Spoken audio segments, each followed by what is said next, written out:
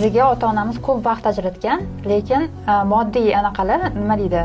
Moddiy narsalar ko'p bo'lmaganda, misol uchun xohlagan o'yinchog'imizni olib berisha olmagan yoki do'kondan xohlagan narsamizni olib yeyolmaganmiz.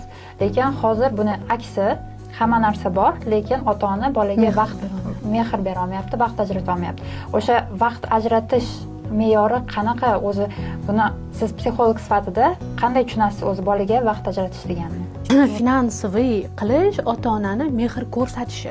Lekin biz finansiviy qilganimiz bu biz uchun.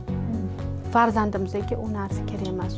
Farzandga ko'proq mehr, agar kichkina bola bo'ladigan bo'lsa, ko'proq ertalatib berish, qiziqishi bilan qiziqish, so'rash. Endi har doim aytaman, juda ham super zanitoy ota-ona bo'lsa ham, psixologiyada 10 qoidasi bor. O'shda 10.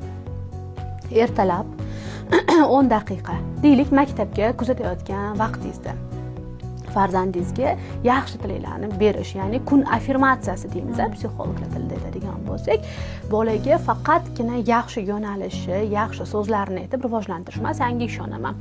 Seni bugun kuning eng zo'r o'tadi. Men seni chunki adem bilan biz seni juda ham qattiq yaxshi ko'ramiz. 10 daqiqa bu ko'p emas, lekin farzandingizga nima tilamoqchi bo'lsangiz, bemalol 10 daqiqada izhor qila olasiz.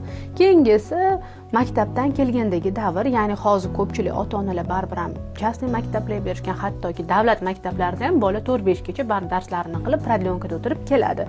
Bu degani o'sha kun tugallanishiga, siz ishdan kelgan vaqtdagi davr bo'ladi. 10 daqiqa farzandingizni kuni qanaqa o'tgani. Oxirgi 10 daqiqamizda uchinchisi bola uxlashdan oldin farzandingizga eng yaxshi tilaklarni bildirish. Agar u bog'cha yoshida bo'lsa, ko'proq foydali ertaklar. Psixologiyada shunaqa narsa bor, ertak terapiya deymiz. Bu nima degani? Ko'p ota-onalar tushunmaydi. Ertak terapiya orqali bolani biz tarbiyalaymiz. Ko'proq bola bilan suhbat qilib, bolani fantaziyasini rivojlantirish tavsiya qilinadi. Bolada qancha fantaziya rivojlansa, bolani shuncha orzu qilishga yo'naltirishimiz va orzu orqali bolaga biz stimul berishimiz mumkin bo'ladi. Va albatta o'zini samatsenkasini ko'tarish. Chunki ota-onani ishonchi bu farzandga juda ham muhim narsa.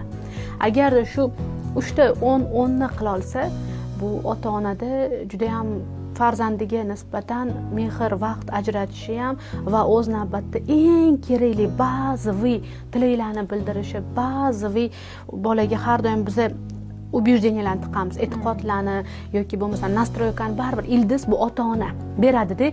Eng muhimini shu 10 da qilish mumkin bo'ladi.